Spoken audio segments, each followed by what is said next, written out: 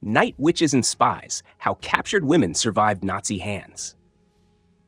Across the battlefields of World War II, women served with a determination that reshaped the course of history. They repaired engines, carried rifles, piloted aircraft, transmitted coded messages, and operated deep behind enemy lines. Yet despite wearing the same uniforms and facing the same dangers, female soldiers confronted risks that went far beyond those of their male counterparts. For them, capture by the Nazi regime meant not only the loss of freedom, but exposure to prejudices, harsh treatment, and a total disregard for international law.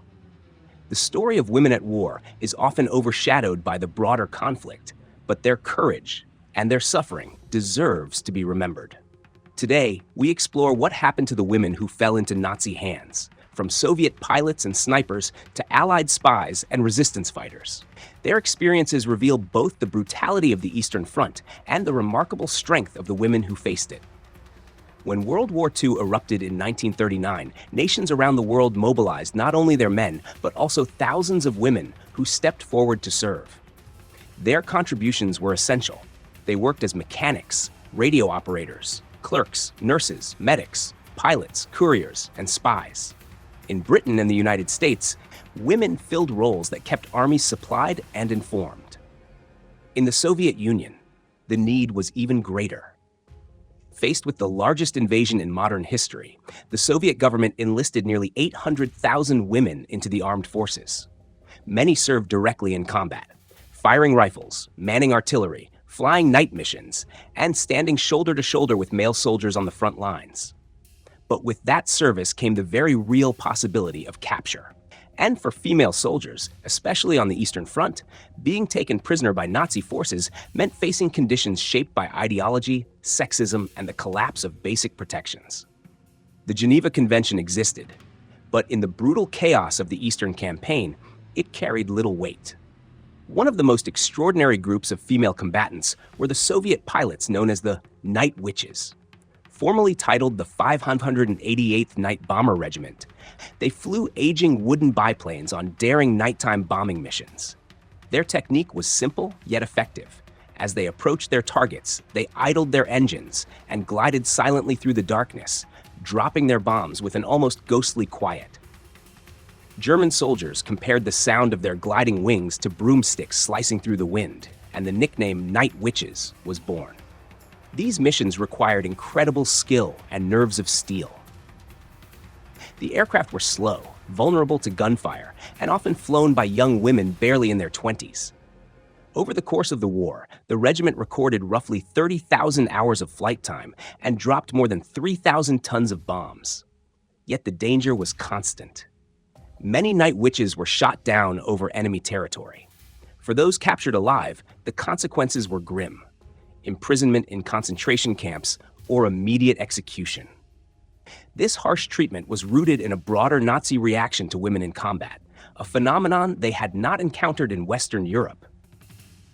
When Germany invaded the Soviet Union in June 1941, their soldiers were stunned to see women carrying rifles, operating field guns, and flying aircraft. Nazi ideology emphasized strict gender roles, and the sight of armed women contradicted everything they believed about the place of women in society and war. Shock quickly turned to hostility. Within weeks, high-ranking officers began issuing field orders concerning female soldiers. On June 29, 1941, Field Marshal Gunther von Kluge issued a directive stating that captured women soldiers were to be executed. This order did not come from the SS nor from Hitler's top command, but from officers on the battlefield reacting with prejudice and disdain. The directive was passed along unofficially, repeated and reinforced by other commanders, including Field Marshal Walter von Reichenau and General Ernst Hammer. Within months, the practice had become normalized across sections of the Eastern Front. Under these conditions, female soldiers had little chance of survival if captured. Many understood the danger so clearly that they carried their weapons until the last moment, choosing to fight to the end or even take their own lives rather than fall into enemy hands. The German army, which prided itself on military discipline, often abandoned those standards in the East. More than 6 million prisoners of war were taken by Germany during the campaign, and roughly half of them died in captivity from starvation, exposure, or execution. Women among them were at even greater risk. Yet within this darkness emerged stories of extraordinary bravery. One such figure was Christina Skarbek, a Polish-born agent of the British Special Operations Executive. Known later as the bravest of the brave, she carried out missions as a courier and intelligence operative throughout Nazi-occupied Europe. In January 1941, Skarbek and a fellow agent were arrested in Budapest. Interrogated by the Gestapo, she faced the likelihood of torture or execution. But she escaped by using her own quick thinking. She bit her tongue hard enough to bleed and pretended to have tuberculosis. Fearing infection, a doctor misdiagnosed her condition, allowing her to be released.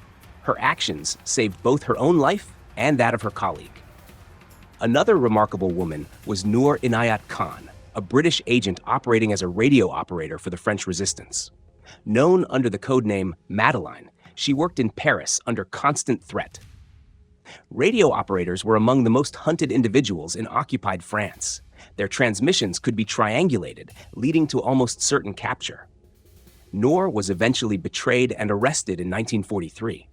Despite harsh interrogation, she refused to cooperate. Her captors labeled her highly dangerous. In 1944, she and 3 other women were taken to Dachau concentration camp, where they were executed. Noor was posthumously awarded the George Cross, one of the highest honors for bravery. The story of Reba Whittle stands apart as a rare example of a woman who survived capture. A U.S. Army flight nurse, Whittle served aboard evacuation aircraft that retrieved wounded soldiers from battlefields. In September 1944, her plane drifted off course and was hit by German anti-aircraft fire. Wounded and forced to land in enemy territory, she was captured. The Germans were bewildered. She was the only American woman captured on the European front during the entire war. Unsure of how to categorize her, they moved her to Stalag Wien C, a military hospital and prisoner facility. There, she worked as a nurse while recovering from her own injuries. Her situation came to the attention of the International Red Cross, which eventually intervened. In January 1945, Whittle was released to Allied forces and later awarded the Purple Heart for her service. These women's stories reflect only a small portion of the experiences female soldiers faced during the conflict. Their courage, determination, and sacrifices stand in stark contrast to the harsh treatment they endured. Their legacy endures not only through medals and memorials, but through the lessons they leave behind. They challenge us to remember the human cost of war and the pressures placed upon those who dared to serve. Above all, these accounts stand as a testament to courage under the harshest circumstances, ensuring their contributions are never forgotten.